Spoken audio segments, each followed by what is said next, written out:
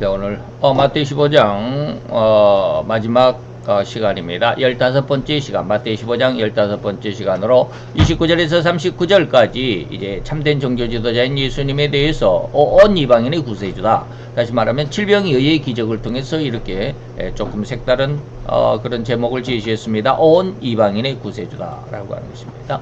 자, 오늘 우리 마태 15장 29절에서 39절까지 우리 같이 다 같이 한 목소리로 봉독하도록 하겠습니다. 예수께서 거기서 떠나사 갈릴리 호숫가에 이르러 산에 올라가 거기 앉으시니 큰 무리가 절뚝발이와 불구자와 소경과 벙어리와 기타 여럿을 데리고 와서 예수의 발 앞에 두매 고쳐주시니 벙어리가 말하고 불구자가 건전하고 절뚝발이가 걸으며 소경이 보는 것을 무리가 보고 기이 여겨 이스라엘의 하나님께 영광을 돌리니라. 예수께서 제자들을 불러 가라사대 내가 무리를 불쌍히 여기노라. 저희가 나와 함께 있은지 이미 사흘이매 먹을 것이 없도다. 길에서 기진할까 하여 굶겨 보내지 못하겠노라. 제자들이 가로되 광야에 있어 우리가 어디서 이런 무리에 배부를 만큼 떡을 얻으리까? 예수께서 가라사대 너희에게 떡이 몇 개나 있느냐? 가로되 7개와 작은 생선 2마리가 있나이다 하거늘 예수께서 무리를 명하사 땅에 앉게 하시고 떡 7개와 그 생선을 가지사 축사하시고 떼어 제자들에게 주시니 제자들이 무리에게 주매 다 배불리 먹고 남은 조각을 7광주리에 차게 거두었으며 먹은 자는 여자와 아이 외에 4,000명이었더라. 예수께서 무리를 흩어 보내시고 배에 오르사 마가단 지경에 가시니라. 아멘. 자, 오늘 15장 마지막 시간입니다. 15장 29절로 마지막 39절까지 해서 참된 마태 15장은 두 종교 지도자다라고 했습니다. 세상 종교 지도자, 그 다음에 참된 종교 지도자. 그래서 세상의 종교 지도자는 서기관과 바리새인들, 오늘날 우리 목사들과 같죠. 그리고 참된 종교 지도자는 예수님이십니다. 예수님에 대해서 세 가지를 우리가 지금까지 배워왔습니다. 속을 깨끗이 한다. 자기 자신을 먼저 청결하게 한다 라고 하는 것이고, 이방 여인을 고치셨고, 오늘 칠병여의 기적을 통해서 이 제목이 좀 비슷하죠. 이방 여인을 고치나 온 이방의 구세주나 뭐 거의 비슷한데, 오늘 칠병이어라고 하는 이 14장에서 지금은 우리가 15장인데 오병이어의 기적과 비슷합니다. 그래서 우리가 같이 한번 생각해 봅니다. 우리는 이미 배운 지난 마태 14장의 오병이어와 연관해서 우리가 두 비유의 내용을 잘 구별해서 비유하고 구별해서 생각해 보아야만 합니다. 마태 14장의 오병이어로 우리는 5,000명이 먹고도 12바구니가 남았다라고 그랬습니다. 12바구니가 남았다. 이것도 조금 우리가 의미를 생각해 볼 수 있었습니다. 그리고 본 마태 15장의 칠병이어 역시 같은 의도와 내용이지만 이 기적적인 한 도시락을 가지고 5,000명이 4,000명이 먹었다라고 하는 것이죠. 그리고 여기에서 우리는 7광주리가 남았다라고 하는 것을 좀 우리가 알아볼 기회를 얻도록 하겠습니다. 자, 이게 본문에서는 칠병이어, 칠병, 병자는 떡병자죠. 7개의 떡, 이어, 2마리의 고기, 이 어자가 바로 물고기, 고기 어자죠. 그리고 이들이 4,000명이 먹었고 7광주를 남겼다라는 기록이 있습니다. 그런데 같은 의미로 마태 15장에서는 오병이어를 가지고 5,000명이 먹었고 12바구니를 남겼다라고 기록하고 있습니다. 그래서 그에 관한 내용과 그 의미는 앞에 14장을 참고하시면 좋겠고, 이 비교와 이런 14장의 비교, 14장과 오늘 15장의 내용을 비교함으로써 하나님의 진인 은혜를 누릴 수 있도록 하면 좋겠습니다. 우리가 어떻게 얼핏 보면 같은 의미고요, 그리고 같은 내용인데 굳이 이렇게 각기 달리 기록할 필요가 있었을까? 라고 하는 것이죠. 우리가 마태 몇 장입니까? 마태 4장, 마태 5장에서도 10년 가랑과 애통을 우리가 명확하게 구분을 했습니다. 명확하게 구분했습니다. 그거 혼동하면 안 된다, 혼용하면 안 된다라는 말씀을 아주 강력하게 그리고 많이 말씀을 드렸습니다. 오늘 마태복음 14장과 15장의 내용 역시 이렇게 달리 기록해야만 할 필요가 있다라고 하는 것입니다. 전지전능하신 하나님이신데 세상의 모든 것을 모르는 것이 없이 다 아시는 하나님이신데 그저 오병이의 기록을 하고 또다시 반복해서 칠병이어를 기록할 수 있었을까? 기록할 필요가 있었을까? 뭐 오병이어나 칠병이어나 비슷한데 말이죠. 그런데 그렇게 기록할 필요가 있었습니다. 네, 마태에는 분명 그렇게 기록할 의도가 있었다라고 해석해야만 우리는 옳은 해석이다라고 말할 수 있습니다. 오고 오는 모든 세대가 바로 이런 성경의 기록을 읽고 믿음을 그리고 하나님의 진리를 발견하기를 기대하시는 하나님의 의도다라고 우리가 이렇게 해석해 볼 수 있습니다. 그리고 이러한 의미를 절대로 찾아내야만 올바른 신앙의 기준이고 그 줄기라고 우리가 생각할 수 있겠다 이 말입니다. 이거 제대로 이거 분간하지 못하면 곤란하다 이 말입니다. 그래서 제가 지난 14장의 오병이어의 12바구니를 남긴 이 사건을 통해서 혹자는 오병이어 12바구니를 남겼다라고 그러니까 거기서 예수님이 기적을 일으킬 때 서빙했던 12명의 제자들이 서빙하느라고 그 밥을 못 먹었으니까 제자들의 도시락같이 12바구니를 남겼다라고 이렇게 해석을 해가지고 은혜를 받은 그런 모습들이 있었다. 근데 저는 그게 아니다라고 그랬습니다. 12바구니를 남겼어. 그러면 예수님 거는 어디가 있어? 예수님 거는 좀 곤란한. 예수님은 뭐 하나님이니까 안 먹어도 되나? 그렇지 않습니다. 그래서 12바구니의 의미를 우리가 지난 시간 14장을 배울 때 말씀을 드렸습니다. 12바구니 12숫자는 뭡니까? 12는 교회의 숫자다. 그래서 이제 이 말씀을 하게 될 것입니다. 자, 그러면 우리가 이것을 한번 구분을 해보겠습니다. 첫째로 우리는 이 두 기록의 차이를 알려면 이 두 기록에서 사용된 12바구니라고 하는 코피노스라고 헬라어로 기록이 되어 있습니다. 코피노스라고 하는 것이죠. 그러나 광주리라고 하는 것입니다. 광주리는 스프리스, 코피노스, 스프리스 이렇게 합니다. 광주리고 다시 말하면 헬라어로 보니까 14장에서는 코피노스라고 기록이 되어 있고 12개의 코피노스다. 그러나 15장에서 보니까 7개의 스프리스다 라고 이러한 단어를 사용했습니다. 단어의 차이점을 먼저 알아야 한다라고 하는 것입니다. 제가 어저께 인터넷에 그 짤 영상을 하나 보다가 깜짝 놀랐어요. 제가 기억이 잘 안 나는데 우리나라에 아주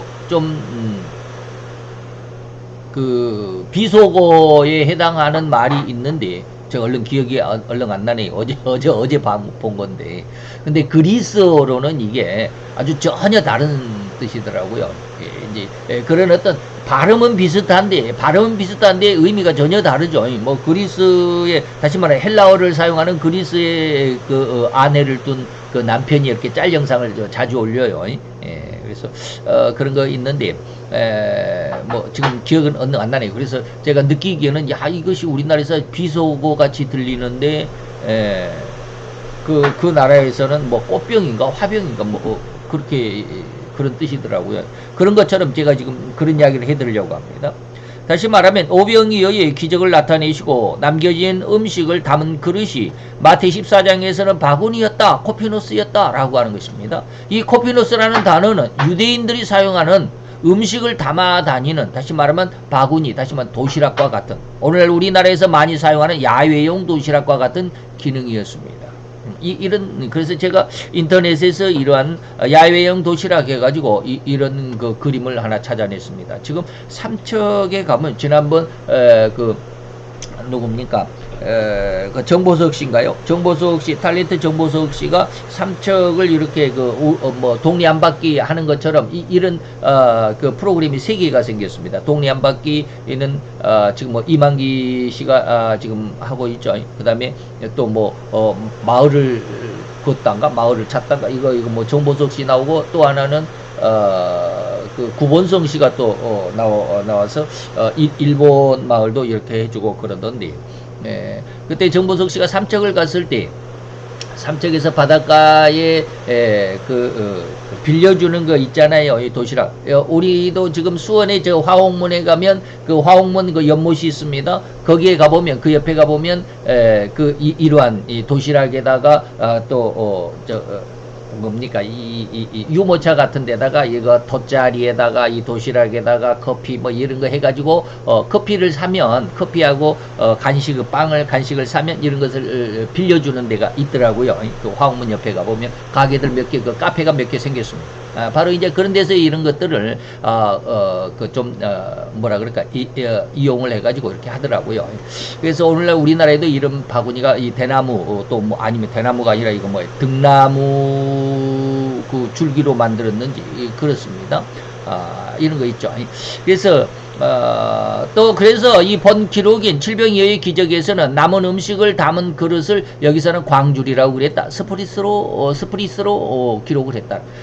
라고 하는 것이죠. 이 스프리스라는 이 말은 이방인들이 주로 사용하는 물고기나 과일 등을 담을 수 있는 기능의 광줄이. 그러니까 이 광줄이는 조금 큽니다. 여기에서 스피노스는 바로 이러한 야외형 도시락 같은 이런 바구니로 좀 이만큼 작지만 이 스프리스는 상당히 큽니다. 그래서 사도 바울이 성에서 여기서 있습니다. 큰 광줄이라는 의미인데 이 사도 바울이 성 밖으로 달아내릴 때 사용될 정도로 다시 말하면 사람이 들어가서 앉을 정도로 바구니가 크다. 우리나라 같이 이제 큰 대야, 큰 대야 같은 그런 것입니다. 그래서 여기서 이 광주리의 크기의 해석이 초점이 아닌 광주리로 이방인들이 사용했다라는 의미에서 초점을 맞추겠습니다. 그래서 사도행전 9장에 보니까 사도 바울이 광주리를 타고 성에서 이제 도망치는 그런 일도 있었습니다. 자, 예수님의 이 기적을 나타냈을 때 그 상대가 누구냐? 라고 하는 거예요. 14장에서는 유대인이었죠. 그래서 유대인이냐 오늘 15장의 이방인이냐 하는 이런 의도가 포함되어 있음을 우리는 이해할 수 있어야 하십니다. 그래서 그 사용하는 언어를 가지고 이것은 어느 지역에서 이 기적이 일어났구나. 다시 말해 하나님 예수님 쪽에서는 어느 지역에 가면 이러한 기적을 나타냈고 어느 지역에서 이런 기적을 나타냈다. 다시 말하면 유대인들이 사는 지역에 가서는 코피노스라고 하는 12코피노스. 그다음에 이방인들이 사는 이곳 갈릴리 지역에서는 스프리스라고 하는 7스프리스를 남겼다라고 하는 것입니다. 그래서 마태 14장에서 오병이어의 기적은 유대인들을 위한 기적이다. 유대인들 마을에서 나타내신 기적이다. 근데 여기에서는 12바구니다. 그래서 12. 다시 말하면 이제 그 이야기가 쭉 나오겠지만 유대인들은 신자들입니다. 그렇기 때문에 신자들은 교회를 통해서 이 말입니다. 교회를 통해서. 그래서 16장에 이제 다음에 나오겠지만, 다음에 이제 우리가 지금 15장이니까 다음 주간부터는 16장을 말씀을 드리겠지만, 16장에서 예수님께서 교회를 세우십니다. 내가 이 교회를 세우겠다. 음부의 권세도 이기지 못할 이 교회를 세우겠다라고 이렇게 말씀하시는 것입니다. 그리고 15장에서는 뭡니까? 이 칠병이어의 기적은 이방인들의 마을에 가서 이 기적을 나타냈습니다. 칠병이어의 기적을 나타냈습니다. 그런데 그런데 이 이방인들에 위한 기적에서는 일곱 스프리스였다. 7 광줄이었다라고 하는 것입니다. 그러면 7은 뭐예요? 이방인들에게는 7 숫자가 필요했다. 7 숫자는 뭐예요? 7 숫자는 완전한 수 이 말입니다. 완전하게 이방인들조차도 완전하게 구원하시는 하나님의 의도가 있다라고 하는 것입니다. 곧 하나님의 전지하심과 전능하심을 절대로 들여다볼 수 있는 큰 은혜의 기록이다. 이 14장과 15장을 통해서. 그래서 오병이어와 칠병이어의 기적을 통해서 하나님의 전지하심을 우리가 들여다볼 수 있다. 이 신앙의 중심적인 줄기를 우리는 깨달을 수 있어야만 한다라는 이러한 해석으로 여러분들에게 말씀을 드리는 겁니다. 그래서 오로지 마태복음 14장과 연관시키지 않고 마태복음 15장만의 단독적인 연구로는 잘못된 해석을 나올 수밖에 없습니다. 그죠? 15장을 떼놓고 14장만을 연구를 한다면 12바구니 남았으니까 이 12바구니는 예수님의 12제자가 빵을 예수님께서 기적을 일으켜서 오병이어로 기적을 일으켜서 사람들에게 이렇게 이제 나눠줄 때 이 서빙을 하느라고 서빙을 하느라고 제자들은 못 먹었으니까 제자들의 몫으로 12개의 바구니 12개의 도시락이 남았다. 이렇게 해석하면 곤란하다 이거예요. 잘못된 해석을 이렇게 나타낼 수밖에 없어요. 14장 단독만으로 15장 단독만으로 이야기해버리면 잘못된 이러한 해석이 나올 수밖에 없다. 그래서 여기서는 성경 광야라고 기록하고 있습니다. 그리고 또 마태 14장에서 빈들이라는 의미는 거의 차이가 없다고 해도 과언은 아니다. 이 잘못된 것이 아니다 이 말. 다만 빈들이나 광야라는 단어 둘 다 인간들이 살아가기 힘들고 어려운 상황이라는 상상이 쉬이 들어갈 그런 단어입니다. 그래서 교회를 다니는 사람도 힘들고 어려운 세상을 살아가는 건 마찬가지야. 예수를 믿는다고 해서 뭐 병도 안 걸리고 뭐 감기조차 안 걸리고 말이죠. 하는 일마다 쭉쭉쭉쭉 뭐 승승장구하고 그냥 고속도로를 달리듯이 그냥 아주 평탄한 그러한 삶은 아니다. 예수를 믿는 사람들도 힘들고 어렵기는 마찬가지다 이런 뜻입니다. 그 외에는 아무것도 없다. 다시 말하면 빈들이나 광야는 뭐 아무것도 없는 그런 희망이나 소망을 둘 수 없는 그런 안타까운 상태, 이러한 점을 우리가 쉬이 알아들 수 있겠죠. 곧 이거를 읽는 또 이 설교를 듣는 모든 신자는 혹시 스스로가 광야에 홀로 버려졌다는 느낌을 받은 적이 있습니까? 아무런 도움을 받을 수도 없습니다. 여기 광야에서는, 이 빈들에서는 아무도 도와줄 그 어떤 사람도 그 누구도 도구도 없는 나 홀로 그냥 넓디 넓은 광야에 끝도 보이지 않는 망망한 광야 한복판에 나 혼자 남겨지고 버려졌다라는 그런 느낌이 바로 이 광야 그리고 빈들이란 뜻이죠. 이런 상황을 우리 선조들은 백척간두라고 말했더니, 백척간두, 혼자 이제 아주 위급한 상황, 백척이나 되는 아주 높은 그 외줄기 큰 기둥 위에 나 혼자 서 있는 것 같은 풍전등화, 아주 세찬 바람 앞에 등불이 하나 서 있는데 바람이 불자마자 꺼져버릴 것 같은, 그리고 진퇴양난, 앞으로 나가지도 뒤로 물러가지도 못하는 사면초가 뭐 이런 말을 사용하고 표현하기도 했습니다. 진실로 어디로 가야 할지 갈 길을 잃어버린 존재, 그런 상태가 바로 이 광야 또는 빈들의 모습이다.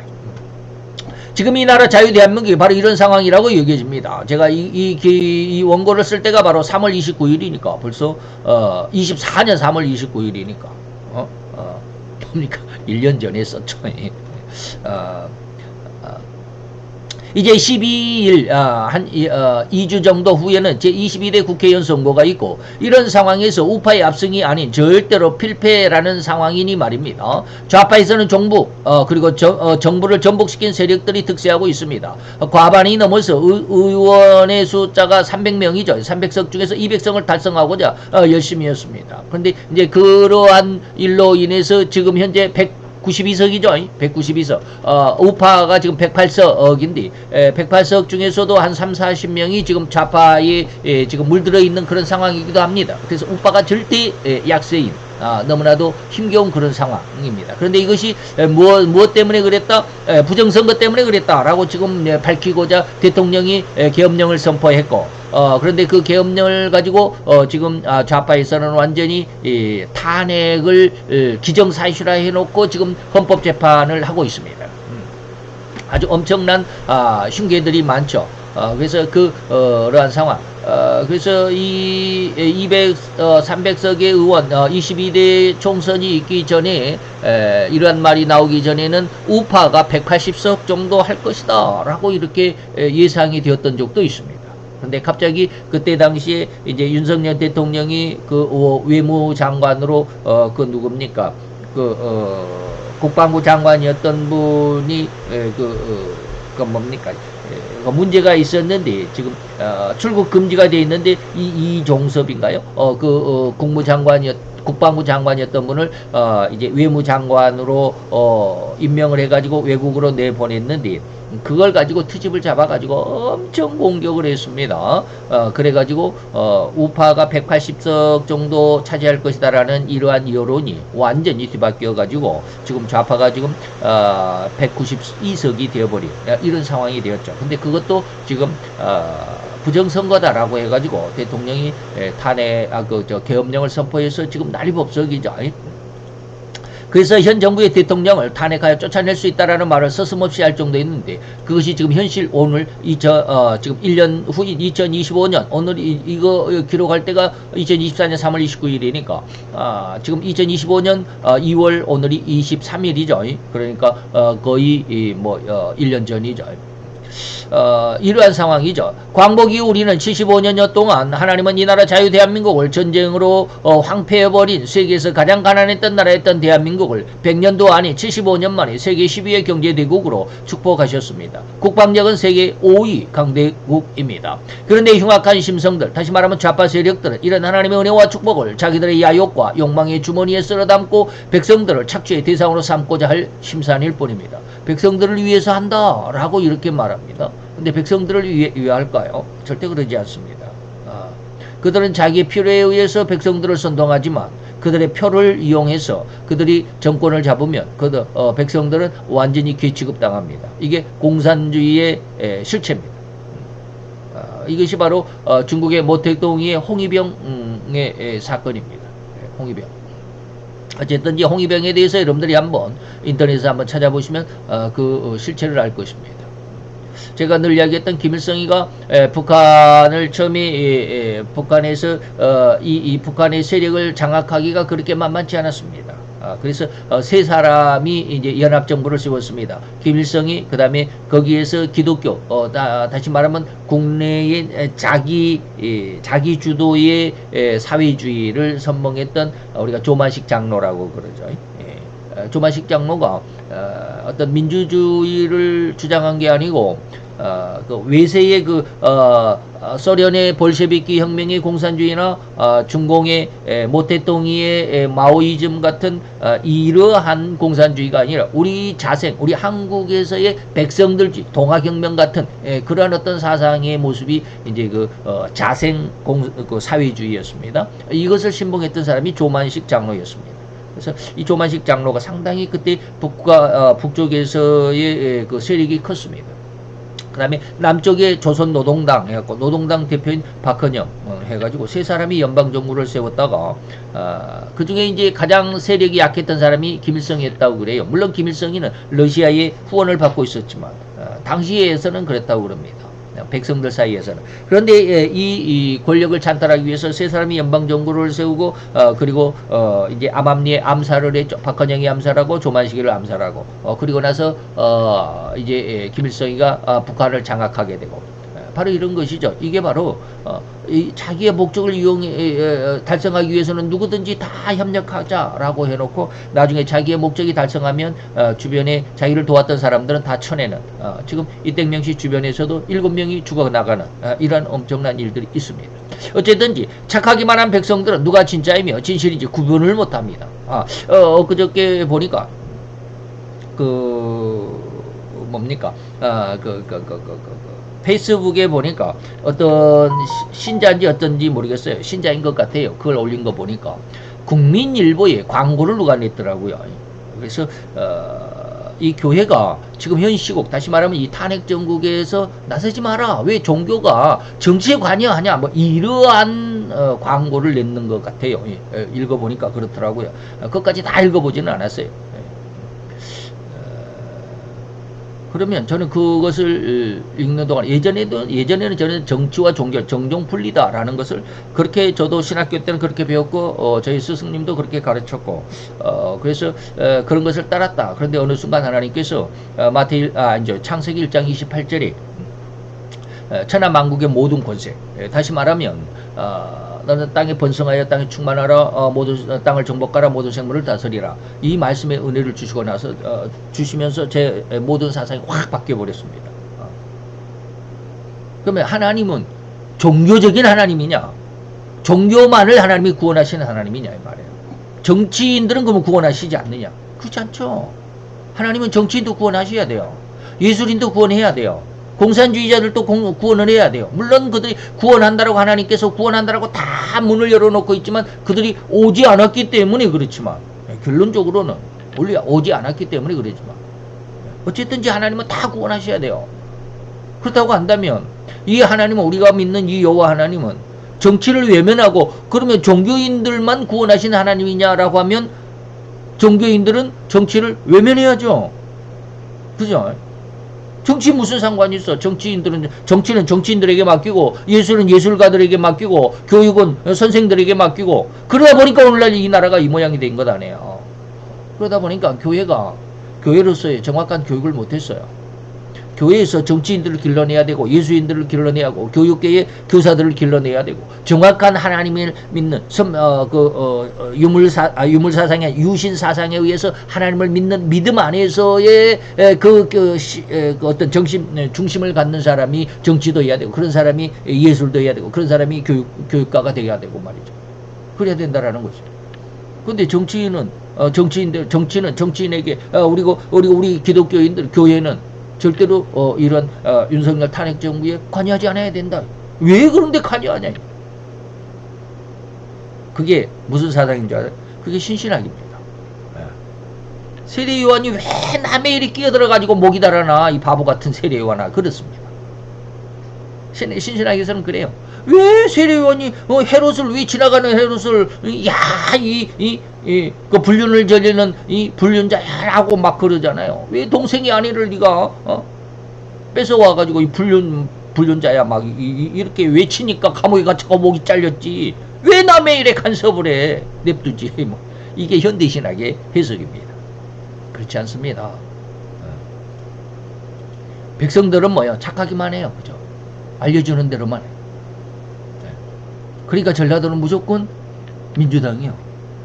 왜? 민주당에서 김대중 대통령이 나왔기 때문에. 그러면 그 다음이 노무현 씨가 전라도입니까? 문재인 씨가 전라도입니까? 다 경상도야. 지금 이땡명이는 그러면 전라도입니까? 경상도야. 왜 5.18이 일어났습니까? 전라도와 경상도에 지역 다툼 때문에, 지역 감정 때문에 일어난 겁니다. 5.18이 일어났을 때 전두환 전 대통령이 공수부대를 투입시켰다. 근데 전두환 씨가 고향이 어디야? 경상도잖아. 이래서 5.18이 번진 거예요. 전라도와 경상도의 지역감정 때문에.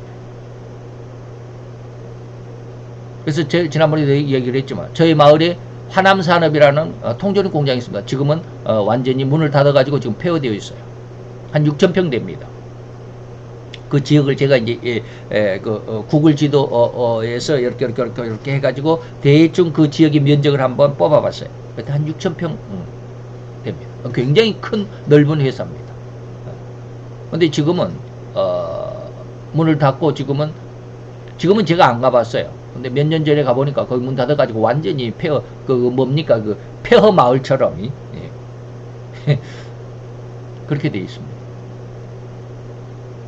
근데 그 화남산업의 차들이 경상도의 그 진중과 어딘가도 화남산업이 있었어요. 2군데 있었습니다. 그래서 그 차가 왔다 갔다 하는데 이제 이쪽 공장에서 저쪽 공장, 저쪽에서 이쪽으로 뭐 왔다 갔다 하는데 그 중에 경남 번호판을 단 차가 당시에 우리 저희 나주 그 화남산업에 들어가 있었습니다.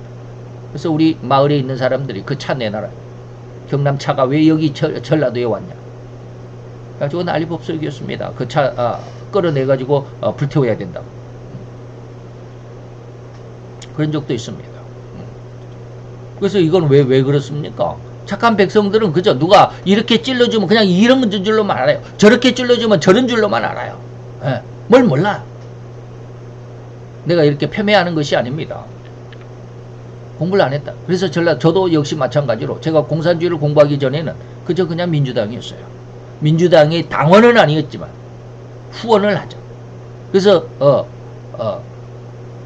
노무현 대통령까지 저도 전라도의 그 표를 투표할 때마다 전라도 표였습니다. 근데 문재인 씨가 대통령이 되기 전에 제가 공산주의를 다시 말하면 대통령이 되고 난 다음이죠. 우리 박근혜 대통령이 탄핵이 되고 1년 후에 2016년도에 탄핵 3월달에 탄핵이 되고 2017년도 4월달에 제가 공산주의를 공개했습니다. 그래서 공산주의가 무엇인지, 왜 전라도를 공산주의라고 빨갱이라고 그러는지 그때서야 알게 됐습니다. 이게 그러니까 사람들이 거기가 다 그냥 나는 태생이 거기니까 그냥 그쪽에 따라가는 거야 라고 하는 것입니다. 그래서 제가 자꾸 이런 말을 하니까 목포에 있는 어떤 도의원 후보자 한 사람이 저한테 그러더라고요. 이 매향이나 그러더라고요. 매향이니 뭔가 그래. 매국노, 나라를 팔아먹는 사람은 매국노라고 그러잖아요. 나는 고향을 팔아먹었다 해갖고 매향이냐고 그러더라고요. 그래서 정신 차리라고 그랬어요. 어쨌든지 그렇습니다. 착하기만 한 백성들, 누가 진짜고 진실이지 구분을 못합니다. 공산화가 얼마나 흉악한지 겪어봐야만 합니까? 지금 탈북한 우리가 이만갑이죠. 이제 만나러 갑니다 하는 거 이만갑이라는 그 프로 있잖아요. 거기에 누가 나옵니까? 탈북인들 많이 나오잖아요. 거의 대부분 탈북인들이 나와서 나는 이런 삶을 살았고 이렇게 해서 내가 탈북했고 뭐 2달 동안 3달 동안 그냥 뭐 북한의 국경을 넘어서 중국에 가가지고 중국에서 뭐 저 베트남으로 해서 뭐 어디로 태국으로 해서 어디로 해서 뺑뺑 돌아서 2달 걸려서 이렇게 우리나라에 들어왔습니다. 뭐 이런 말들 많이 하잖아요. 그 사람들 말 들어보면 북한이 실상을 알 수가 있잖아요. 겪어봐야만 아냐 이 말이에요. 남미의 거의 모든 나라가 좌파의 세력으로 가장 부국이었던 베네수엘라는 거의 가장 가난한 나라로 지금 전락해버리고 말았습니다. 엄청난 여기 석유 산유국입니다. 베네수엘라. 근데 공산주의 그 좌파 세력이 누구야? 이름도 잊어버렸어요. 그 왕 대통령 완전히 좌파였습니다. 그러니까 그 사람들이 그냥 뭐 공부 안 해도 돼. 그리고 막 그냥 막 돈만 뿌리잖아요. 이 석유 팔아가지고 엄청난 돈들을. 그러다 보니까 백성들 일을 안 해도 먹고 살만해. 그러다 보니까 지금 어떻게 됐어요? 지금 쓰레기통 뒤지고 살잖아요. 못 먹어요. 나라에 기반 시설이 없어요. 생산 시설이 없어요. 직장 뭐 공장이 있어야 직장이 생기지. 그래서 한 나라가 이제 베네수엘라라고 한 나라는 세상에서 가장 가난한 뭐 물론 북한보다는 조금 낫겠지만 그런 나라가 되고 말았어요. 그 옆에 콜롬비아, 독일, 아르헨티나 역시 경제적인 빈곤의 나라로 떨어져 백성들은 길가에 쓰레기통을 뒤져먹고 살아야만 하는 그런 현실입니다. 아르헨티나는 영국과 싸워 전쟁해가지고 져가지고 엄청난 전쟁의 그 피해 보상금 때문에 지금까지 그리고 또 좌파 대통령이 나타나가지고 난리 법석이죠. 가상공산주의의 대표격인 러시아는 우크라이나를 침공해서 2년이 넘는 전쟁, 지금은 이제 3년째 되죠. 40만 명, 지금은 뭐요? 한 50만 명이 넘었습니다. 지금 50만 명 넘습니다. 2024년 3월 29일 현재 러시아 병사 44만 명 정도, 43만 9,970명이 사망을 했습니다. 이런 엄청난 전쟁을 하고 있습니다. 지금은 50만 명 가까이 넘었을지도 모릅니다. 이런 자국의 청년들을 전쟁의 밥으로 내몰고 있습니다. 중국이라는 나라는 국민의 민주화 운동을 땡크로 밀어버리 2019년도입니까? 2009년도인지 어쩐지 몇 년도인지 모르겠습니다. 중국의 천안문 사태 우리는 잘 알고 있잖아요. 그래서 중국 군대가 땡크로 그 민주화 운동을 하는 시민들을 땡크로 밀어버리는 그런 천안문 사건들이 바로 중국입니다. 북한은 핵무기를 만들기 위해서 모든 국가 재정을 동원하다 보니까 모든 백성이 골고루 잘 살아야만 하는 나라에서 배급을 줄 수 없게 되었습니다. 나라에서 모든 국민을 다 잘 살 수 있게 평등하게 살 수 있게 배급을 줄게.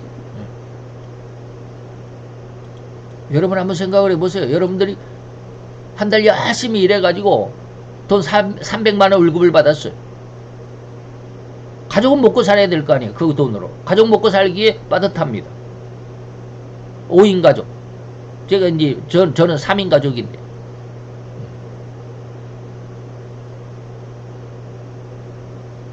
그럼 300만 원 해봐야 뭐 한 280만 원, 270만 원, 60만 원, 260만 원 정도 실수령액을 받습니다. 뭐 세금 띄고 어쩌고 하면 260만 원. 한 25만 원, 30만 원 정도 세금으로 나갑니다. 그러면 그걸 가지고 3명이서 겨우 삽니다. 물론 한 60만원, 50만원, 60만원 정도 저축은 하기는 합니다만, 그러면 200만원으로 사는 거예요. 200만원. 한 달 겨우 삽니다. 근데 그렇게, 쉽게 말하면 270만원 벌었는데, 이것을 옆 사람이, 옆집의 개똥이네가 돈을 못 벌었으니까 그거 절반으로 나눠줘. 그럼 나눠주겠습니까? 여러분 같으면? 저는 목사라도 그거 못합니다. 왜 그럴까요?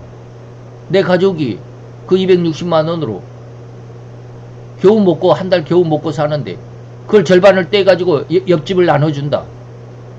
가능하겠냔 말이야. 이게 공산주의입니다.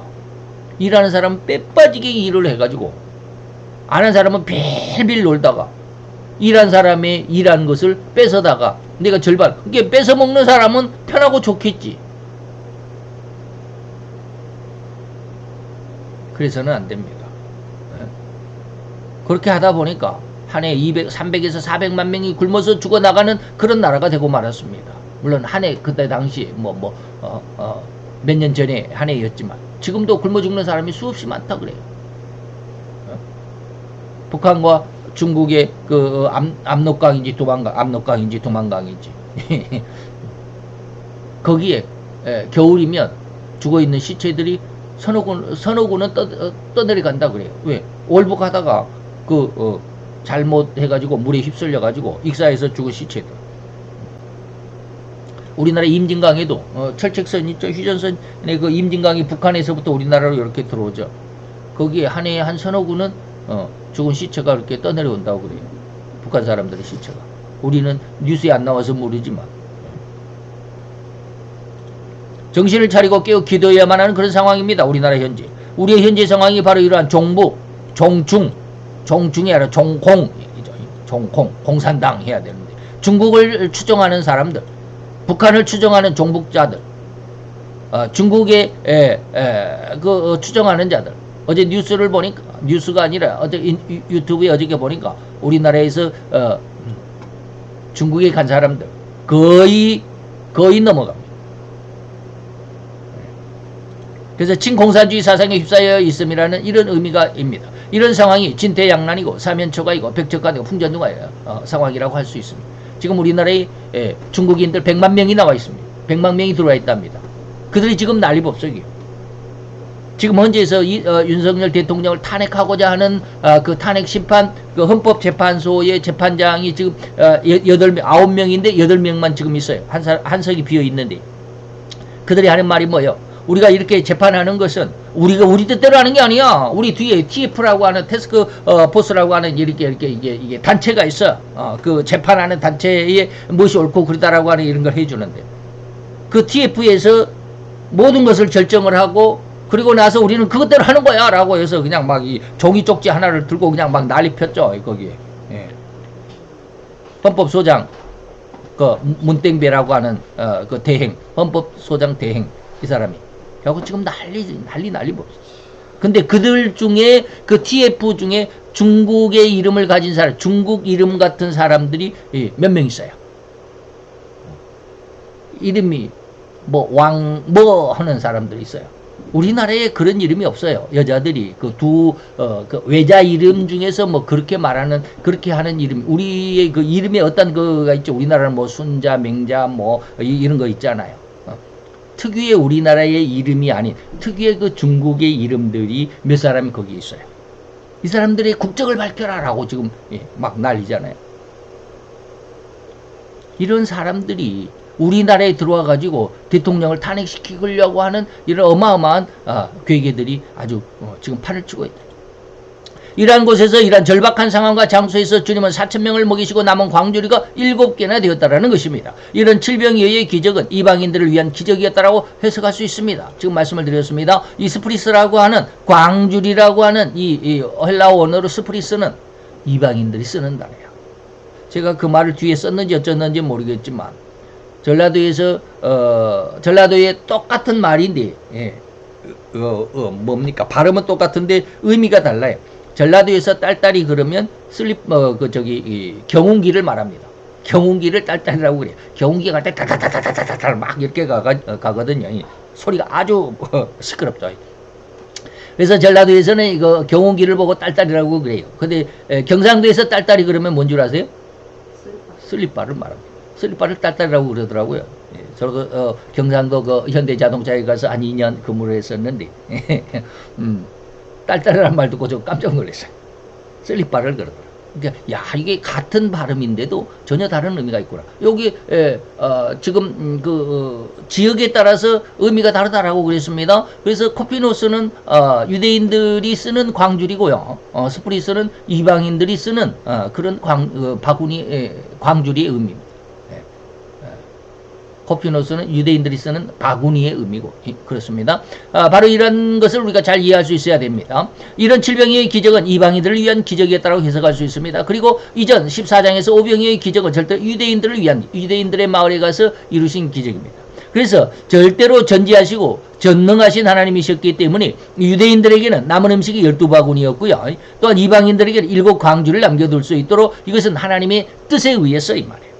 전지하신 것, 모든 것을 아시는 하나님이시기 때문에 이러한 의도적인 그런 기적, 그리고 그런 어떤 남는 어떤 그 양까지도 하나님은 이미 다 아시고 그것을 이룰 수 있는 능력이다.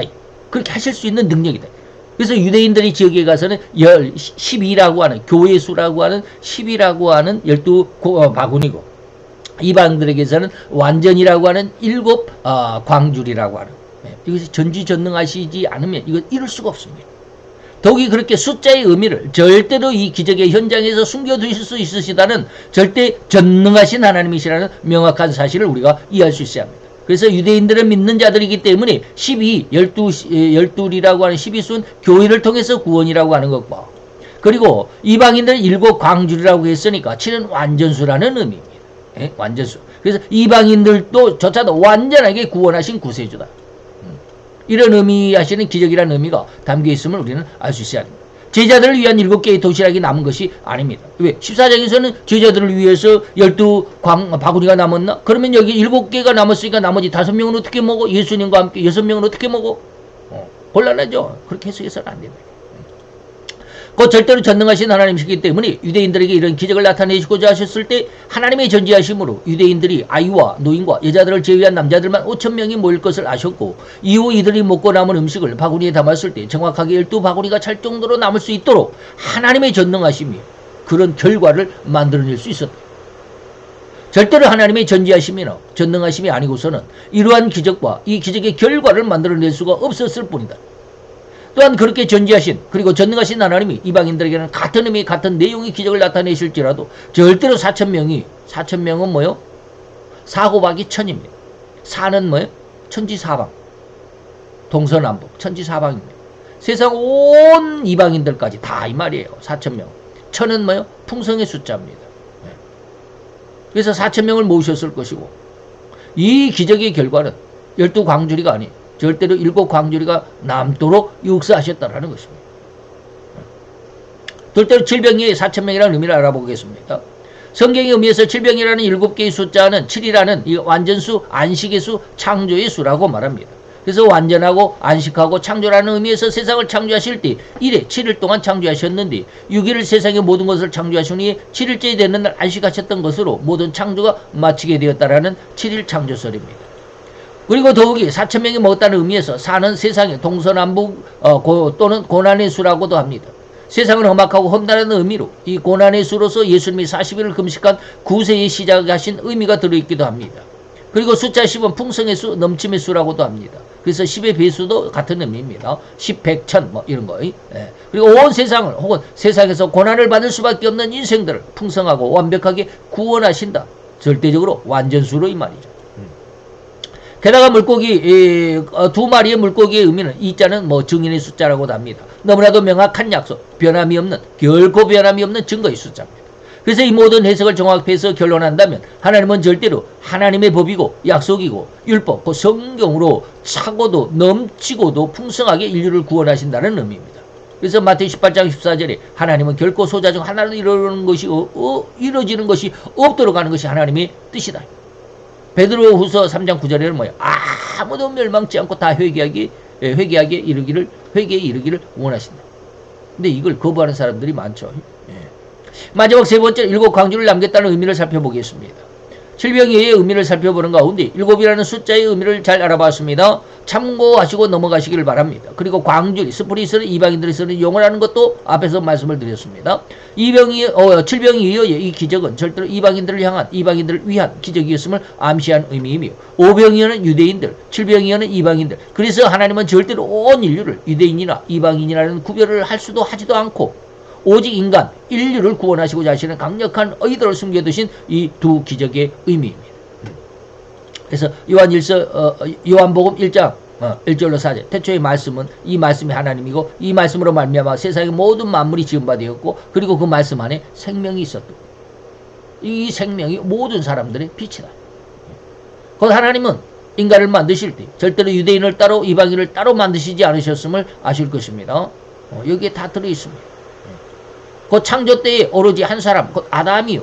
그 안에 하와를 만드셨고 이들을 통해서 온 세상 만방에 번성하고 충만하도록 하셨을 뿐입니다. 그래서 에베소서 2장 14절, 19절까지 예수는 말이죠. 우리의 화평이다. 이방인과 유대인들을 다시 말해 이 둘을 하나로 만드셨고 중간에 막힌 담을 허셨고 그래서 원수된 것, 다시 말해 하나님과 원수가 되어서 영원한 멸망에 들어갈 수밖에 없는 이러한 죄악에 있는 것을 그리고 의문이라고 하는 것은 문서로 딱 확정되어 있는 거예요. 문서로 증거된 것. 계약서 같은 것이죠. 의문에 속한 계명의 율법을 예수님은 자기 육체로 폐하셨다. 그래서 이 둘로 자기 안에서 예수의 이 육체로 말미암아 폐하신 그 사이 안에서 한 세 사람을 지어서 화평케 하셨다. 그래서 예수님이 이걸 의미를 십자가로 이 둘을 한 몸으로 하나님과 화목하게 하려 하십니다. 원수된 것을 십자가로 소멸했다. 또 오셔서 먼 데 있는 너희 평안을 전한다. 이방인들에게조차도 이 소식을 전한다. 가까운 데 있는 자들에게 평안을 전하셨다. 똑같죠? 유대인들에게도 이방인들에게도 이 말이에요. 이는 저로 말미암아 우리 둘이 다시 말하면 이방인과 유대인들이 한 성령 안에서 아버지께 나감을 얻게 하려 하십니다. 다 하나님 앞에 구원받게 하겠다. 그러므로 이제부터 너희가 외인도 아니고 손님도 아니고 손님 손발할 때 손이 아니라 손님 손자입니다. 손님 할 때. 오직 성도들과 동일한 하나님의 천국의 시민이고 하나님의 백성 본속이다 라고 하는 것. 잘 이해하실 수 있기를 바랍니다. 오늘 이 말씀 속에 칠병이 마태의 15장 마지막 29, 30절까지 하나님의 은혜가 우리 모든 또 하나님의 주의 영광이 우리 모든 성도들에게 함께 하시기를 축원하고 권면해 드립니다. 기도합시다. 할렐루야. 주님, 오늘도 여호와의 귀한 은혜와 은총을 감사드리나이다. 주의 영광 앞에서 오늘도 여호와의 은혜와 은총이 우리 가운데 함께 하시고 우리로 인하여 하나님의 진의, 하나님의 참으로 깊은 뜻을 능히 깨달아 알고 그 속에서 하나님의 영광을, 하나님의 진리를 발견하고 그 안에서 함께 참여하고 하나님께 영광을 돌려드릴 수 있는 귀한 믿음으로 성장하며 성숙해가는 은혜의 역사가 있었음을 믿고 감사를 드리나이다. 더욱더 하나님 우리를 인도하시고 지켜주시고 보호하시고 또한 하나님의 영광 가운데 우리를 끌어주셔서 하나님의 영광의 귀한 아들과 딸들로서 이 육신의 생명을 능히 이 사명을 감당할 수 있는 귀한 주의 백성들이, 주의 성도들이 되게 하여 주시옵소서. 예수 그리스도의 이름으로 감사와 기도드려 싸움나이다. 아멘.